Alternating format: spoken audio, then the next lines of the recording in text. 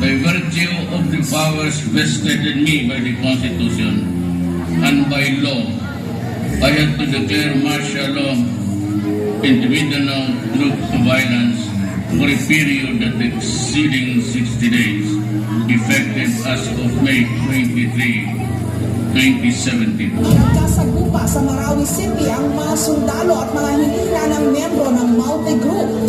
Nagkasagupa ang tropa ng militar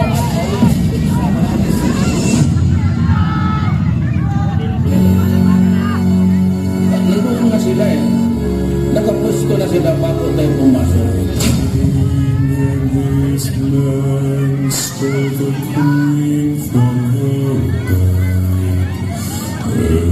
Hindi agad naunawaan ng mga residente na may malaking pag-ataking gagawin ng Maute Group sa Marawi City.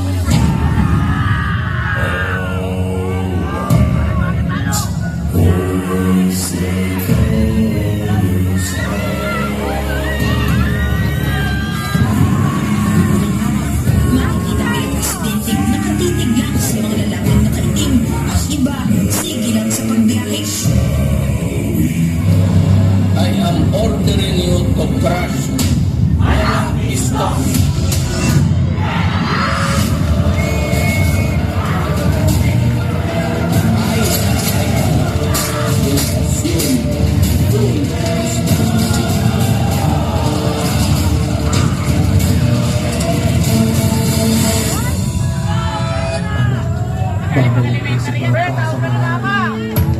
Alis kita.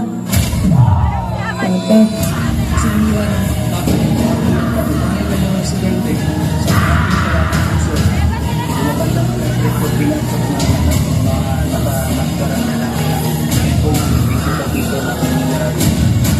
Ito ang mga kwento sa loob ng Marawi.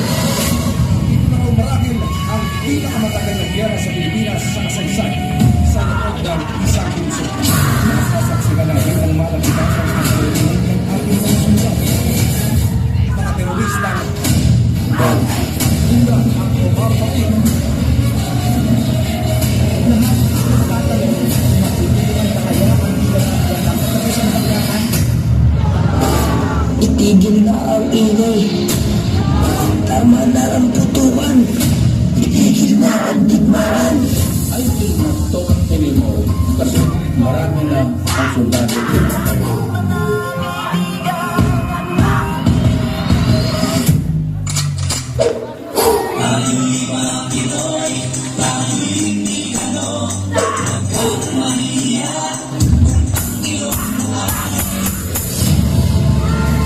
Kung may isang bagay na napatunayan ng giyera sa Marawi, ito ay ang pagtutulungan ano pa man ang reliyon.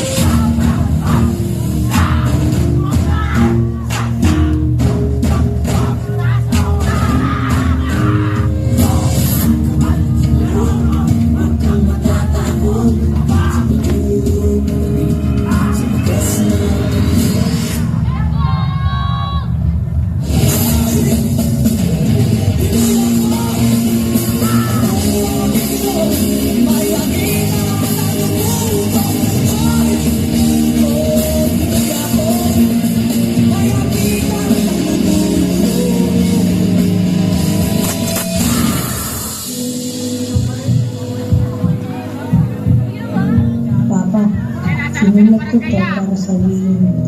Bukas ko ay makakagraduate na po ako. Huwag ko ang magsalit ng medalya ko. Hintayin ko po kayo. Nagmamahal. Tara.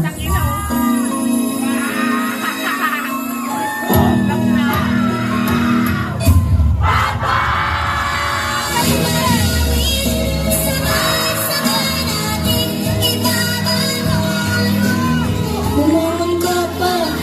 Sabi mo maglalaro pa tayo. Sabi mo uuwi ka. Gumising ka na dyan pa. Papa.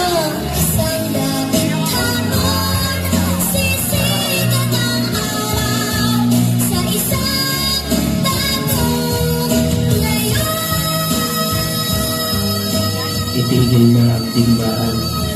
Tama na ang labanan. Nangyaring pangugot sa Marawi ay atin ang wakasan. Sana matapos na ang digmaan. Dahil kahit anong gawin mo, rebelde ka man o sundalo, kapwa Pilipino pa rin ang kalaban mo. Marawi darating din ang isang